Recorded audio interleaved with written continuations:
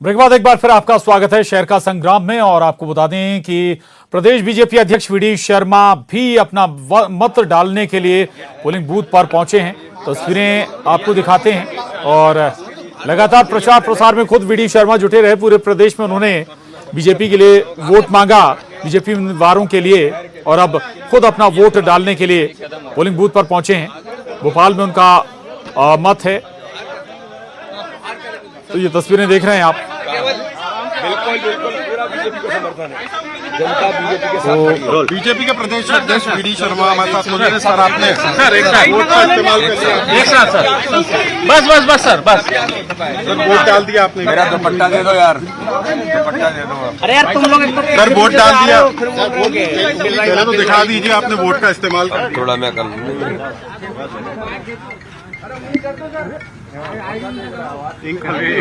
एक बार वोट डाल सकता है। अभी मैंने अपना मतदान किया है और ये मतदान विकास के लिए मतदान है। आज जिस प्रकार से 11 नगर निगम, नगर पालिकाएं और नगर पंचायत में जो मतदान के प्रति जनता का अपार उत्साह जो दिख रहा है और जनता की जो भावनाएं दिखाई देती हैं कि जनता विकास के लिए इस चुनाव में वोट कर रही है।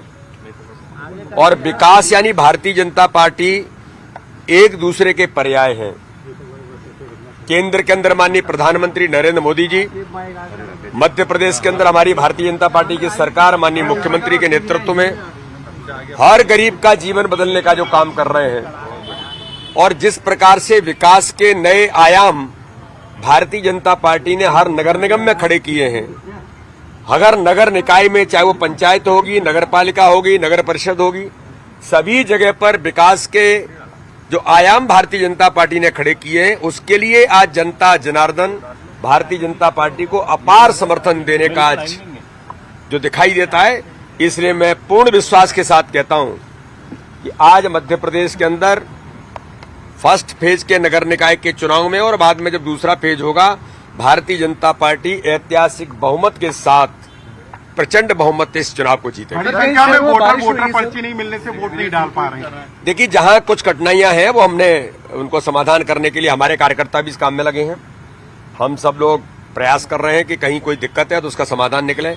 हमारे कॉल सेंटर वगैरह, इसमें भी हमारे लोग जहां से कोई ऐसी सूचनाएं मिल रही हैं तो उनको कन्वे करने का काम भी कर रहे हैं। प्रशासन भी गंभीरता से काम को कर रहा है। नगरों में वोटिंग परसेंट बहुत कम है और कई शहरों में बारिश भी हुई है। देखिए, बारिश के कारण से हमने ये शंका व्यक्त की थी और बारिश वास्तव में, जैसे मैं अभी जबलपुर की जानकारी मिली कि बारिश हो रही है, लेकिन हमारे कार्यकर्ताओं ने छातों की व्यवस्था से लेकर प्रशासन ने भी किया और हमारा तंत्र भी, भारतीय जनता पार्टी का तंत्र तो बूथ बूथ पर है। वोटर को पोलिंग बूथ तक किसी भी हालत में वो पहुंचे, मतदान करें, ये हम अपील भी कर रहे हैं।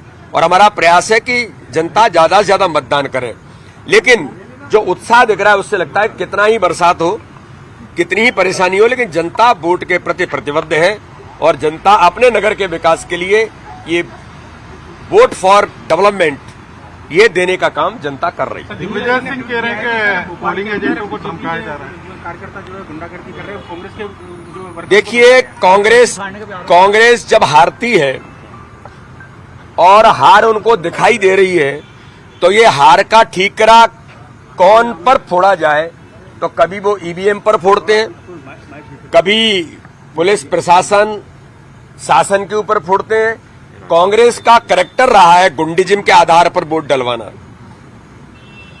कांग्रेस का करैक्टर रहा है कि जिस प्रकार से अनाधिकृत तरीकों से वोट कैसे लिया जाता है, तो जिसकी रही भावना जैसी प्रभु मुहूर्त देखी तिन तैसी, उनको वही दिखाई देता है।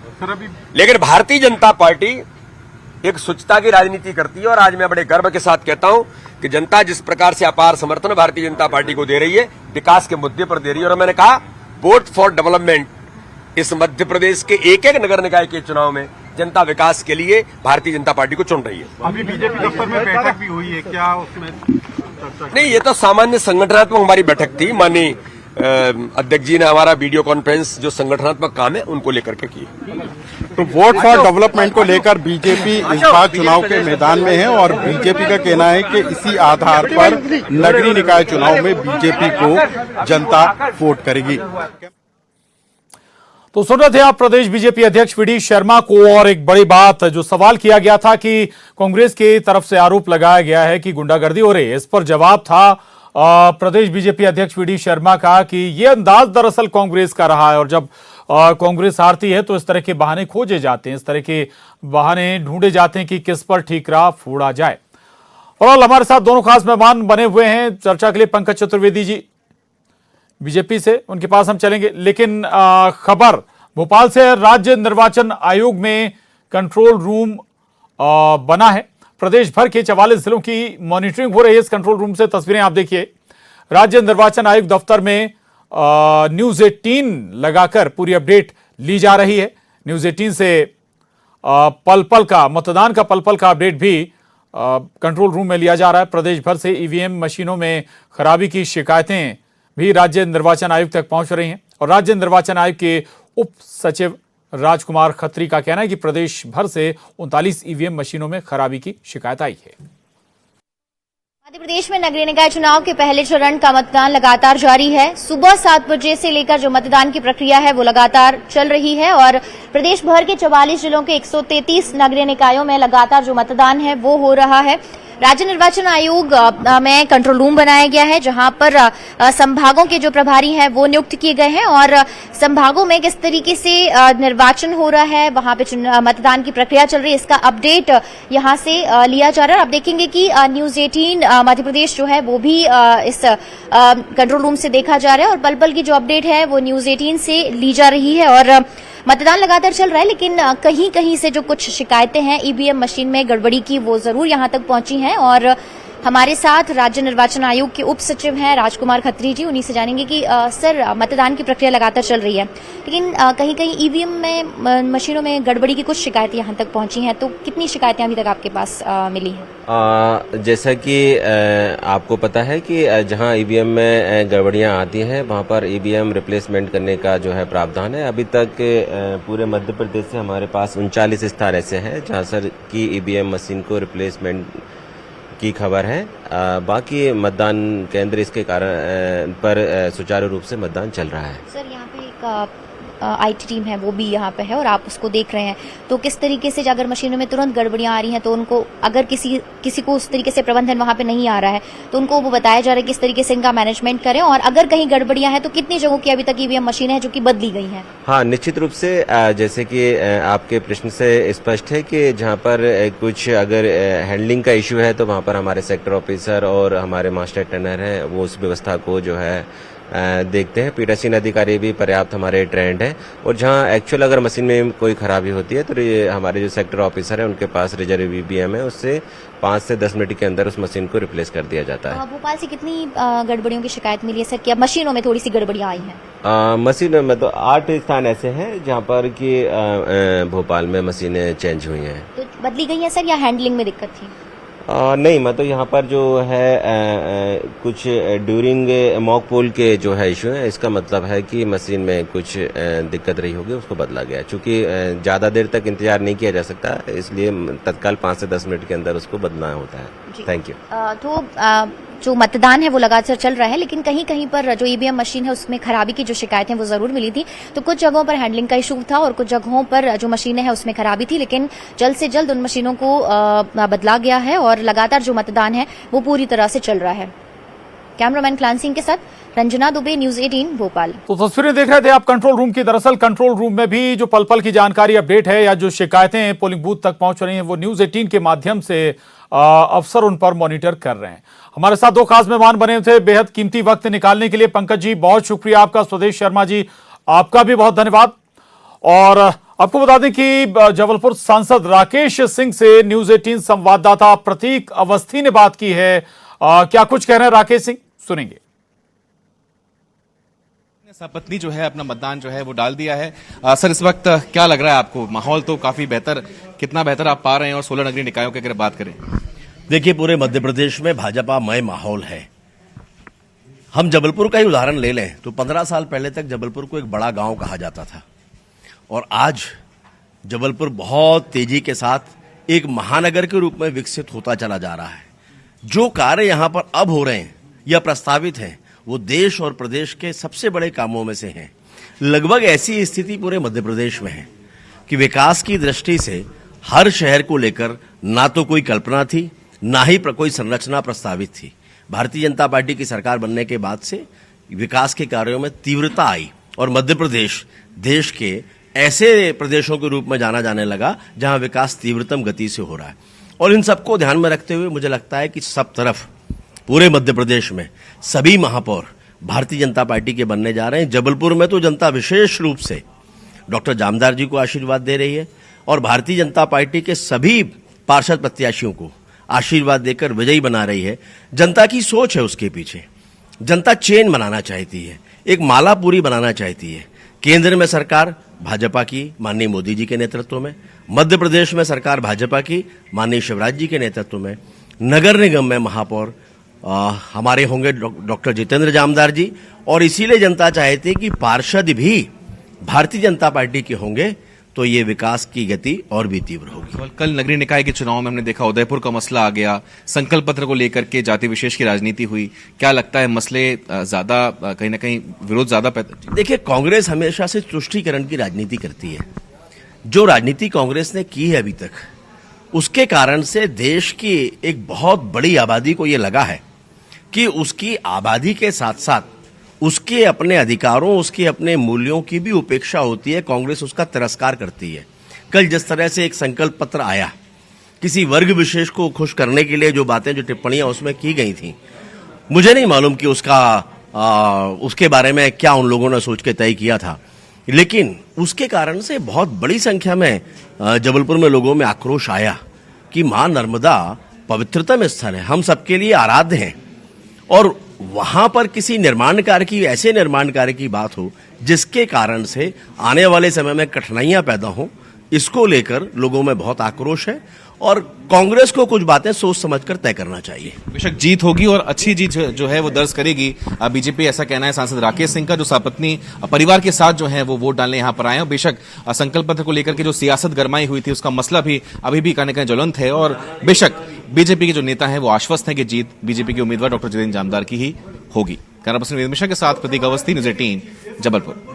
तो जबलपुर सांसद राकेश सिंह को आप सुन रहे थे, जोड़े के साथ अपना मत डालने पहुंचे थे पत्नी के साथ और कई दावे भी किए उन्होंने बीजेपी के। और भोपाल का रुख कर रहे हैं न्यूज़ 18 संवाददाता हमारे साथ रंजना दुबे इस वक्त जुड़ी हैं। रंजना, कुछ देर पहले हम आपकी रिपोर्ट भी देख रहे थे, निर्वाचन आयोग के अंदर की न्यूज़ 18 को मॉनिटर किया जा रहा है और क्या कुछ और रिपोर्ट है? सब कुछ सुचारू रूप से चल रहा है, फ्लो ठीक है वोटिंग का?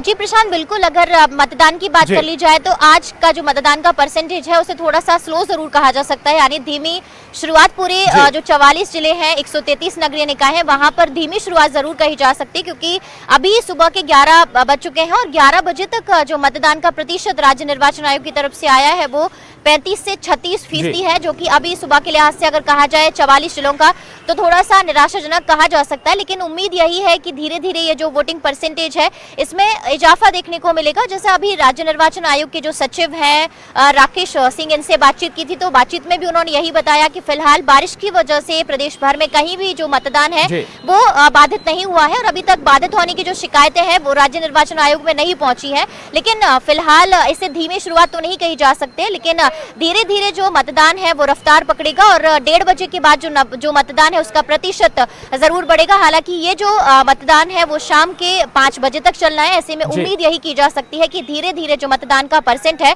वो जरूर बढ़कर आएगा। हालांकि अभी फिलहाल जिस तरीके से प्रदेश के कई जिलों में बारिश हुई है उससे जरूर थोड़ी सी खलल मतदान में पड़ सकती है और यही वजह है कि जो बारिश और तेज बारिश, झमाझम बारिश का जो दौर चला था उसके चलते भी जो मतदान का परसेंटेज है, ग्रामीण इलाके हैं वहां पर जरूर अभी मतदान थोड़ा सा जो बाधित हुआ है, लोग घरों से बाहर नहीं निकले हैं।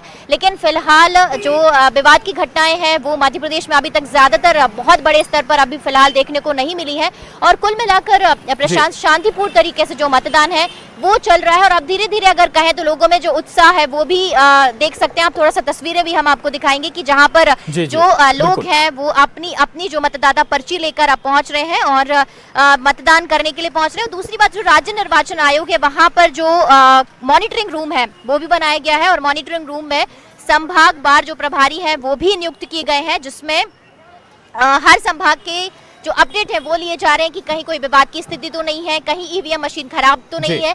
लेकिन अगर सुबह तक के आंकड़ों की बात करी जाए प्रशांत, तो 39 जो ईवीएम मशीन है 44 जिलों में, उसमें खराबी की शिकायत जरूर मिली थी और तुरंत उनको दुरुस्त भी कर लिया गया और जो मशीन है उनको चेंज किया गया। और मॉक पोल के दौरान इस तरह की जो गड़बड़ियां हैं और कहीं कहीं पर जो वोटिंग के दौरान इस तरह की गड़बड़ियां देखने को मिली थी। और दूसरी बात, राजधानी भोपाल में 8 मतदान केंद्र ऐसे हैं जहां पर ईवीएम मशीनों में खराबी देखी गई थी और खराबी के चलते ही जो बदली गई है मशीनें। और यहाँ पर आप देखेंगे कि थोड़ी सी नाराजगी भी यहाँ पर लोगों की देखी जा सकती है, क्योंकि जिस जगह पर मतदान पर्ची दी गई थी, मतदान पर्ची यहाँ पर इनको नहीं। आप क्यों नाराज हो रहे हैं? रंजना, इनसे क्यों नाराज हैं? यहाँ पर वोट डालने के लिए पहुंचे हैं ना, तो वोट डाल जाए ना, और डालना। यहाँ की मतदाता पर्ची आपकी नहीं है, कहीं और की है क्या? थोड़ी सी नाराजगी भी यहाँ पे दिखाई दी, या खुशी आपकी, या उत्साह आपका दिखाई दे रहा है? अरे हमका तो डाल दिए वोट बस।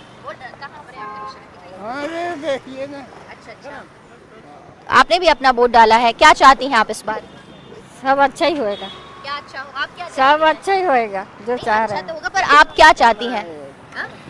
होएगा जो आएगा। तो यहाँ पर जो लोग हैं वो वोट डालने के लिए पहुंचे हैं, उत्साहित भी हैं और आपने देखा कि चलने फिरने में भी उनको दिक्कत है, जो आपको तस्वीरों में नजर आई होगी, जो यहाँ पर व्यक्ति पहुंचे हैं। लेकिन फिर भी उत्साह इस तरीके का है कि अब लोग मतदान करने के लिए घरों से बाहर पहुंच रहे हैं और 11 बजे के बाद अगर कहें तो लोग अब घरों से बाहर निकल रहे हैं और कतारें भी देखी जा सकती हैं। प्रशांत जी, चलिए, बहुत शुक्रिया रंजना, नजर बना रखिए, आगे भी अपडेट आपसे लेते रहेंगे। तो भोपाल की तस्वीर दिखा रही थी रंजना। उत्साह भी है भोपाल में, हालांकि पूरे प्रदेश में कुछ जगह जरूर जो रेशियो कम था वोटिंग का, लेकिन अब धीरे धीरे अब आशा ये है कि ये फ्लो धीरे धीरे बढ़ेगा, चूंकि 5 बजे तक, शाम 5 बजे तक वोटिंग होनी है। और अब मध्य प्रदेश के शहर के संग्राम के बाद हम रुख करेंगे छत्तीसगढ़ का रायपुर से। इस वक्त की बड़ी खबर है, जहां केंद्रीय मंत्रियों के दौरे को लेकर बड़ा बयान है। मंत्री अमरजीत भगत ने इस मसले पर बयान दिया है। 2-4 केंद्रीय मंत्रियों को छोड़ दें तो बाकी मंत्रियों की कोई सुनता नहीं है। केंद्रीय मंत्रियों को जनता को परेशान देखने में बहुत मजा आता है। केंद्रीय मंत्री यहां मजे लेने आते हैं, जनता की परेशानी से इनका कोई सरोकार नहीं है। दरअसल केंद्रीय मंत्री लगातार छत्तीसगढ़ का दौरा कर रहे हैं और इसी मसले पर मंत्री भूपेश सरकार में मंत्री अमरजीत भगत ने तंज कसा है, सवाल उठाए। उन्होंने कहा कि 2-4 केंद्रीय मंत्रियों को छोड़ दें तो बाकी मंत्रियों की कोई सुनता नहीं है इनकी पार्टी में। चिंता है तो खाद की जो त्रासदी है, खाद की कमी से जो हम जूझ रहे हैं, उसमें लोगों को मदद करना चाहिए। और लगातार आए दिन आप समाचार पत्र उठा करके देखिए, न्यूज चैनल का खोल करके देखिए, आज कंपटीशन सा लगा रहता है कि आज कितना ट्रेन कैंसिल हुआ है। तो लगातार ट्रेन कैंसिल, लोगों को जो सुविधा के लिए जो भी व्यवस्था है उसमें कटौती, ये क्या है? जब तक ट्रेनें चलेंगी नहीं, उसमें रेक लगेगा नहीं, खाद पहुंचेगा नहीं, आप जितना का आवंटन दिए वो भी नहीं पहुंच पा रहा है।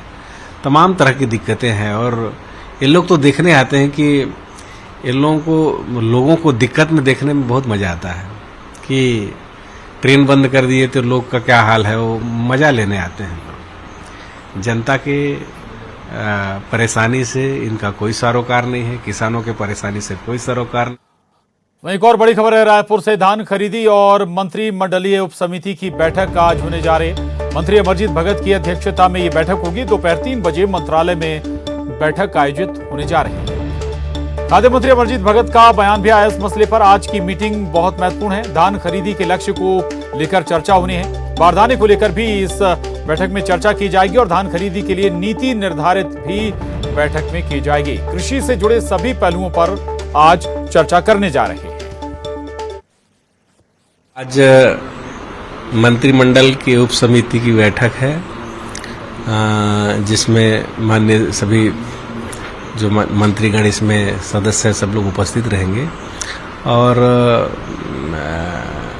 खरीफ विपणन वर्ष 2022-23 के लिए नीति निर्धारण होगा। इसमें हमारा धान खरीदी का लक्ष्य क्या होगा, उसके लिए क्या तैयारी करनी है, कितने बारदाने की आवश्यकता पड़ेगी, उन सब नीतिगत बिंदुओं पर निर्णय होगा। तो आज का मीटिंग बहुत महत्वपूर्ण है और खास करके हमारे खेती की। तो सुन रहे थे आप छत्तीसगढ़ से खबर, लेकिन शहर का संग्राम लगातार जारी है। दरअसल मध्य प्रदेश में वोटिंग इस वक्त निकाय चुनाव के लिए डाली जा रही है, वोटिंग हो रही है। पहले चरण का ये चुनाव है और फ्लो भी बेहतर नजर आ रहा है, लोगों में उत्साह भी है। एक छोटे से ब्रेक के लिए रुक रहे हैं, लेकिन ब्रेक के बाद भी न्यूज 18 मध्य प्रदेश छत्तीसगढ़ पर लगातार पल पल की अपडेट निकाय चुनाव से जारी है। छोटा सा ब्रेक।